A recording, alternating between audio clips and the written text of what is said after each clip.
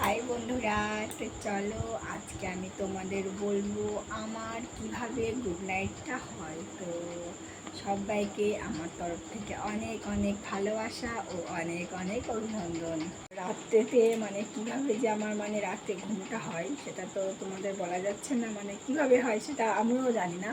তো চলো, আমার বাচ্চারা সব ঘুমিয়ে গেছে আর আমি এখন কয়েকটা রিলস বানিয়ে নিলাম, কারণ এখন রাতে ছাড়া আমার সময় হয় না। আমি দিনের বেলায় কখনো বেশিরভাগ সময় দিনের বেলায় আমি রিলস বানাতে পারি না, রাত্রে বানাই। তার জন্য এই দেখো, এই আমার এই জায়গাটায় এই সামনেটাতেই আমাকে এখানে করতে হয়।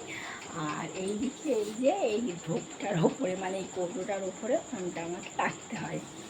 তো বাইরে সবাই ঘুমিয়ে পড়েছে, দেখতে পাচ্ছ বাইরেটা অন্ধকার। তো আমি এখনও জেগে বসে আছি, তো ভেবেছিলাম লাইভ করব, তো লাইভটা করা হলো না। তো কি বলবো, আর কিছু বলবো না।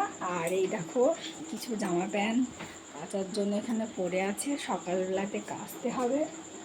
আর বুঝতেই পারছো সকালবেলা কী কাজ থাকে, তো সেই জন্য ব্লগ বানাবো বানাবো করে কোনো দিনই বানাতে পারি না। তো একটু একটু করে চেষ্টা করছি ছোট ছোট কিছু দেওয়ার। ওইখানটায় ঝুল হয়েছে ঘরে, দেখিনি তো, যাবে কালকে করে দিতে হবে। তো চলো, বাই বাই, টাটা, সবাইকে গুড নাইট করে দিলাম। এরকমভাবে আমার গুড নাইটটা হয়। আর তোমরা কারা কারা বলো আমার মতো রাত্রে উঠে যখনই চেতন পাও তখনই উঠে কে কে আমার মতো জল খাও। আমি কিন্তু যখন ঘুম থেকে উঠি তখনই কিন্তু জল খাই। তো চলো, বাই বাই, দেখা হবে আগামী ভিডিওতে। টাটা।